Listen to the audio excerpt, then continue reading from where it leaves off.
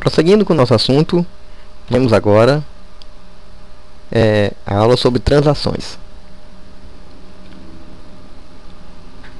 Temos aqui o roteiro, introdução ao processamento de transações, o conceito de transação, propriedade das transações e execução correta de transações concorrentes. Bom, banco de dados é uma coleção de objetos que representam entidades do mundo real. Cada objeto no banco de dados tem um nome e um valor. O estado do banco de dados é o conjunto de valores de todos os objetos em um dado instante de tempo. O estado de um banco de dados representa uma visão instantânea do mundo real. Reflete apenas seus aspectos estáticos. As mudanças que ocorreram no mundo real devem ser refletidas no banco de dados. Temos aqui a representação de uma transição de estados. Representa o salto de um estado para o outro. São realizados pelos programas aplicativos, executam operações de leitura e escrita sobre os objetos do banco de dados. Programas com operações sobre objetos de banco de dados provocam a mudança, o salto de um estado para o outro. Restrições de consistência. O mundo real impõe certas restrições sobre o banco de dados. Uma conta bancária, por exemplo, não pode ter saldo negativo, a menos que o sujeito tenha um limite de cheque especial.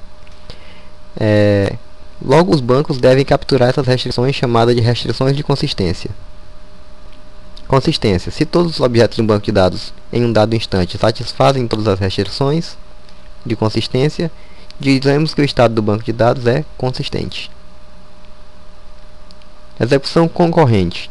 As aplicações executam em um modo concorrente, ou seja, compartilhando o uso do processador. Através do entrelaçamento de operações diferentes, podemos levar a mudanças inconsistentes. Ou seja, a transação vem a ser a unidade mínima gerenciada pelo SGBD. Ela é composta por unidades menores que o SGBD não gerencia de maneira direta, chamada de operações. Então nós temos aqui P1 e P2 sendo duas transações, onde elas são compostas pelas operações de leitura e escrita. A outra também leitura e escrita. Isso, no decorrer do tempo, nós podemos intercalar a execução dessas duas transações. E nesse caso aqui nós temos um problema. Nós temos no início do tempo uma leitura de um valor A por uma transação. Logo após, a outra transação lê o mesmo valor A. E ambas as transações mais tarde vêm a modificar os valores de A. Então nesse caso nós vamos ter uma dessas alterações perdida. Porque lembre-se que na memória de P2 tem o valor original de A. E na de P1 também. Quando P1 altera o valor de A, ele altera uma cópia desse valor. P2 altera outra cópia desse valor. E no final disso nós temos uma perda de alteração que seria exatamente a alteração feita por P1. Então nós temos aqui um exemplo feito em SQL de algo mais ou menos parecido com o que a gente falou agora há pouco, né? Alguns casos de execução intercalada de transações feito de maneira incorreta, né? Isso a gente diz que são execuções que vão ferir a consistência do banco de dados. Então a execução concorrente de programas aplicativos deve ser monitorada e controlada. Esta funcionalidade é chamada de controle de concorrência. Nem todas as operações do programa são relevantes. Somente as operações sobre o banco de dados necessitam ser consideradas. Uma transação é uma abstração que representa uma sequência de operações sobre o banco de dados, operações de leitura e de escrita, resultante da execução de um programa aplicativo. Temos aqui um exemplo de transação, onde um programa faz um select, né, e faz um update depois. Modelo transacional clássico. A execução concorrente de um conjunto de transações é realizada através do entrelaçamento das operações que compõem as várias transações. Alguns entrelaçamentos podem produzir estados inconsistentes. Quando uma execução concorrente de um conjunto de transações está completamente entrelaçada, ou seja, resulta em estados Um estado consistente do banco de dados representa uma visão coerente do mundo real. Critério de corretude. Uma execução de transações concorrentes é correta se ela produz um estado consistente do banco de dados. Modelo transacional clássico. À primeira vista, esse critério de corretude parece bastante razoável. Infelizmente, nas aplicações reais, nem todas as restrições de consistência são conhecidas. Isso torna inviável a identificação de um estado consistente. Tem certas restrições de consistência que só vão aparecer ao longo da vida de um programa quando ele está sendo realmente usado. Em geral, a única informação disponível sobre as restrições de consistência é que uma aplicação ou uma transação preserva a consistência do banco de dados. Se o estado do banco de dados estava consistente antes do início da transação, ele será consistente após o término da transação. Em algum momento pode ficar um valor incoerente lá devido à própria execução das operações que estão alterando os dados. A execução de uma transação é correta, ou seja, leva a consistência do banco de dados se a transação é executada por completo, de forma isolada das demais transações. Veja que aí nós já temos duas propriedades fundamentais das transações, aquelas propriedades ACID, né? Estamos falando agora do isolamento, agora há pouco estávamos falando da consistência. Desde que a execução de uma transação seja correta, é fácil mostrar usando indução sobre qualquer número de transações que qualquer execução serial também é correta.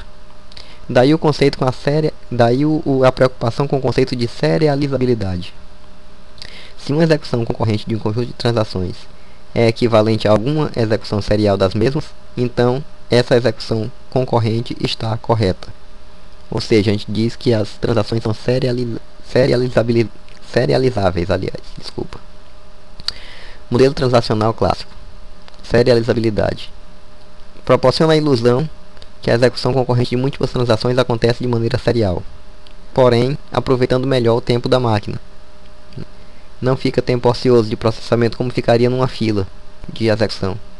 A ilusão que a execução de uma transação consiste em uma ação atômica. Uma transação é considerada uma unidade de execução atômica, ou seja, a transação é indivisível. Ou ela executa por completo ou não executa, apesar de ser composta por várias operações internas. Uma transação é uma abstração que representa uma sequência de operações sobre o banco de dados, operações de leitura e escrita principalmente, resultante da execução de um programa aplicativo.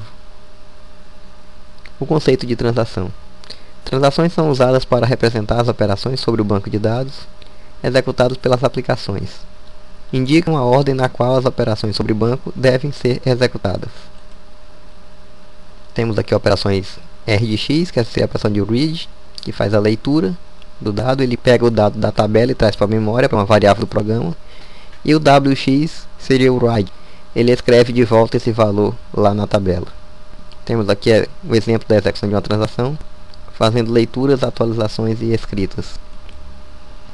Ações transacionais. Temos o begin transaction, que indica o início da execução da transação.